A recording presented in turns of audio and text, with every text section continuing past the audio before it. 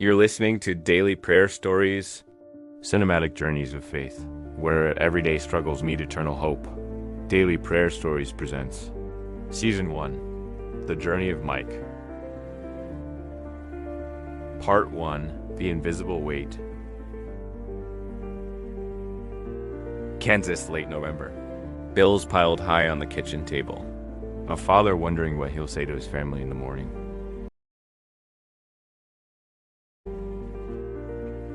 Mike spent most of that night at the kitchen table. It's an old table, scratched from moves, with one corner swollen from a water spill years ago. Above him, a yellow light cast a harsh glow over a mountain of envelopes. Electric, gas, water, mortgage, home insurance, car insurance. Some stamped past due in red. Others unopened, but he already knew what was inside. The furnace kept kicking on and off, never quite catching up with the cold Kansas wind pressing through the cracks. Out in the distance, a freight train's horn carried across the plains. If you live out here, you know the sound. It's not poetic. It's just part of the night. Beside the stack of bills sat a chipped coffee mug, the bitter smell of burnt coffee still hanging in the air. Next to it, a cheap calculator, the kind that never lies but always gives you the same answer you don't want to see. Mike remembers it clearly. "I wasn't thinking about the future," he later said. "I was thinking about tomorrow's dinner, the gas bill due on the 15th, and how I was going to tell Emily why the mortgage envelope was still unopened." His phone buzzed on the table, sliding an inch across the wood. A text lit up. "Mike, we need to talk tomorrow." 7 words. That was all. But he didn't need the meeting. He knew what it meant. Business had been slow. Layoffs were coming. Tomorrow it would be his turn. From the hallway, muffled laughter broke through. Sarah and Daniel, his kids, were whispering under blankets. Normally he would have called out, "All right, guys, lights out, not tonight." Their laughter made him smile for 3 seconds, and then it made him ache worse because he didn't know what he was going to say when the questions came. "Are we okay? Will we still get a tree this year?" On the fridge, a grocery list was taped with a magnet. Milk, bread, eggs. Next to it, a sticky note in Emily's handwriting. "Brace's payment." Hanging on the side was one of those free insurance calendars with a picture of a barn in the snow. The days were crossed off like he was walking toward something. Lately it felt like he was walking toward a cliff. On the bookshelf sat a Bible his dad gave it to him when he got his first real job at the garage. The leather was cracked from years of use, but now it had a thin layer of dust. Mike admitted later, "That's the part I don't like saying out loud." I had stopped opening it the way I used to. That night he folded his hands. Not because he felt spiritual, but because he didn't know where else to put them. And in a low voice, because the kids were still awake, he whispered, "Lord, why does it feel like you're gone?" Nothing changed in the room. The refrigerator hummed. The clock on the wall ticked. The furnace tried once more and failed again. But something did come back to him. Not a feeling. Not a dream, just a verse. Word for word. The way he had learned it years ago. "Come unto me, all that labor and are heavy laden, and I will give you rest." Matthew chapter 11, verse 28. King James Version. He said it again. Slower.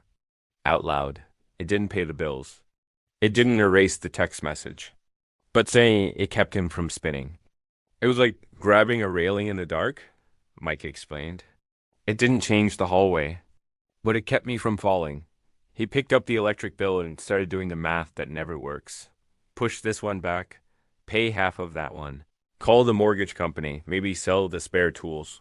He scribbled numbers, crossed them out, tried again. "That's all it was," he said, moving weight from one pile to another. The weight never leaves the room. Question for the listener. Have you ever stared at a stack of bills and wondered if God still sees your house? Mike doesn't claim he heard an audible voice, but he does insist a sentence came into his mind that wasn't his, clearer than his own thoughts. And just 3 words. "Come back to me. I'm not the kind of guy who chases experiences," he said. But that was different. It wasn't, "I'll fix everything tonight." It was, "Mike, you haven't talked to me like you used to. Come back." He sat there longer. Didn't make promises, Didn't cry out, just said quietly, "Okay." He described it later as the moment you realize you've been driving without looking at the road, and you finally put your eyes back where they belong. That night, he separated the bills into two stacks: must pay and need to call. He wrote down the customer service numbers. No miracles, no magic, just steps he could take tonight that weren't only worry. He rinsed the chipped mug, left it by the sink, turned off the kitchen light, stood in the doorway for a minute, listening. The refrigerator, the furnace, the neighbor's dog a few houses down. Ordinary sounds. His life. Before bed, he peeked in on the kids. Sarah shut her eyes to fake sleep. Daniel had one foot hanging out of the blanket. Mike tucked it back in and whispered, "We're okay." He didn't mean everything's fixed. He meant we're together. And for that night, it was enough. In bed, Emily asked, "Everything all right?" He gave her the part of the truth he could. It was a hard day. She reached for his hand in the dark. He didn't have a speech, didn't have a plan, but he had one verse, clear and complete, and three words that wouldn't let him go. "Come back to me." He lay awake longer than he wanted, but eventually sleep came. The meeting with his boss was still waiting. The bills were still due. The numbers hadn't changed. But something had. The difference, Mike said later, was that I didn't feel as alone anymore. That's how it happened. No perfect prayer. No movie ending. Just a dad in Kansas. A pile of bills, a furnace that couldn't keep up, and a God who hadn't left the room, even when Mike had stopped talking to him the way he used to. God still hears. Part 2. When Doors Close. A Kansas morning, a man packs up his toolbox for the last time, walking into a wind colder than the loss itself. Morning in Kansas doesn't wait for anyone. The cold comes first, sharp and dry, frosting the edges of the grass and clinging to mailboxes lined in a row.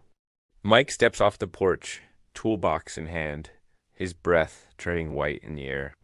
The street is quiet except for a distant dog barking and the crunch of gravel. Under his boots, the handle of the toolbox cuts into his palm.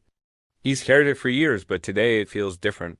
He knows he might be carrying it home for the last time. The garage sits just a few blocks away. He's opened that rolling door almost every morning for a decade. The groan of metal against metal, the smell of oil and rubber, the stained concrete floor, it's all familiar like a second home. But this morning, something feels off. Inside. The walls are lined with wrenches and sockets, hung neatly on pegboards. Coffee burns stale in the pot near the office. Harrison, his boss, stands there waiting, shoulders slumped, eyes tired. A man rehearsing the same painful words he's already spoken to of it. Risk. This was part 2 of Mike's journey. But Friday night, silence will take its place at the family table, and unspoken words will weigh heavier than any overdue bill. "Mike," Harrison says, voice low, "I've gone over the numbers 100 times. We're cutting hours. We're letting people go. I can't keep you on." The words fall heavy, but Mike doesn't argue. He nods once, opens his toolbox, and begins packing. Wrench by wrench. Socket by socket. Each one laid in its place like saying goodbye. The old torque wrench he saved up for. The ratchet that never slipped. These tools built his life. Now they fit into a box like memories stored away. When he closes the lid, the latch snaps shut with a sound final enough to mark the end of a chapter. Outside, the November wind hits his face like a slap. The toolbox drags his arm down, heavier than ever. He walks past the diner on Main Street, its windows fogged with warmth, the smell of bacon and coffee spilling out each time the door opens. He could use a cup, but he doesn't step inside. Not today. Not when every dollar feels like survival. A few blocks down, a small church sits on the corner. The lawn holds a nativity, Mary, Joseph, the manger, all painted and a little weather-worn. Above it, a banner stretches wide. God with us. He stops for a moment, staring. The words sting. With us? It doesn't feel like God is with him. Not when Bills pile up and work disappears. Not when his kids need things he can't afford. He looks away and keeps walking as he goes.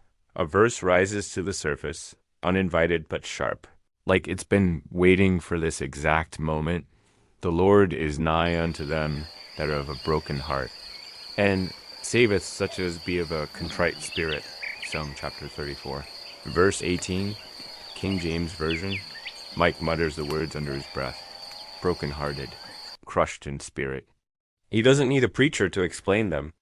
He feels them in his chest, and the way the weight of the toolbox pulls at his shoulder, in the quiet that seems to swallow every step. By the time he reaches home, his cheeks are red from the cold.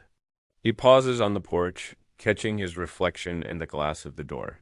The toolbox at his side looks more like a burden than a career now. Inside, the house smells like soup simmering. Emily stands at the counter, peeling carrots. She looks up, sees his face, and freezes. The knife pauses in midair. How bad is it? She asks softly. Mike sets the toolbox down by the door. The sound solid, final answers for him. Emily exhales slowly, wipes her hands on a towel, and says the words only a determined wife can. We'll figure it out. One step at a time. He wants to believe her, wants to echo her faith. Instead, silence fills the kitchen. The bills are still on the table. The mortgage is still late. The kids will still ask questions at dinner. And now the job is gone. Mike leans against the counter, staring at the floor. He thinks of the verse again. The Lord is close to the brokenhearted. He whispers it under his breath. More to remind himself than to declare it. For the first time that day, his chest eases just a little. Not because the problems disappeared, but because maybe, just maybe, God hadn't disappeared either. Part 3. Silence at the table. A dinner uneaten. A family too quiet. A father faced with a question he can't answer. Dinner sat cooling on the table. The smell of chicken soup and cornbread filled the kitchen, but nobody was really eating. Sarah lined up her peas into rows, dragging them with her fork. Daniel tapped his spoon against his glass until Emily gave him a look that made him stop. The clock ticked louder than usual. The refrigerator hummed. Ordinary sounds, but tonight they felt heavy. Emily set her fork down gently, folding her hands in her lap. Mike, she said softly, we'll get through this. Won't we? The words hit harder than any overdue notice. Mike wanted to nod, wanted to reach across the table and give her the certainty she deserved. But his throat tightened. He looked down at his plate. Bills on the counter. Toolbox by the door. Mortgage unpaid. He couldn't force the words out. Sarah glanced at him, searching his face. Daniel shifted in his chair, sensing the tension even if he couldn't name it. Emily stayed quiet, waiting for an answer that didn't come. Silence filled the room. They ate little, pushing food around more than tasting it. And then, almost against his will, a verse rose in Mike's memory. Fear thou not. For I am with thee, be not dismayed. For I am thy God. I will strengthen thee. Yea, I will help thee. Yea, I will uphold thee with the right hand of my righteousness. Isaiah chapter 41. Verse 10, King James Version. He whispered under his breath, we're not alone. Emily's eyes caught his, a faint smile forming despite the exhaustion. For a moment, it was enough. After dinner, Mike washed the dishes. Warm water ran over his hands while Emily read to the kids in the other room. Her voice rose and fell in rhythm with the story. Daniel's laugh echoed once or twice. Sarah asked a question about the ending. Mike listened from the kitchen, his chest heavy with both love and fear. He dried the last plate, walked past their room, and paused in the doorway. Sarah was half asleep under her blanket. Daniel was already out. Emily kissed their foreheads, whispering something he couldn't hear. Later, in bed, Mike stared at the ceiling. Emily's breathing settled into sleep beside him. The whisper from nights ago, come back to me, still echoed. But so did the fear. He rolled onto his side, pulled his knees close, and spoke one word into the dark. Help. The word stayed in the silence. The kind of silence that lingers even after the lights go out. This was part 3 of Mike's journey. But it doesn't end here. On Wednesday, the breaking point arrives. When the bills don't just sit on the table, they threaten to break the table in half. When silence feels louder than words, and when Mike finally discovers that even in the darkest night, a voice is still calling. No miss. Parts 4, 5, and 6. This Wednesday, only on Daily Prayer Stories.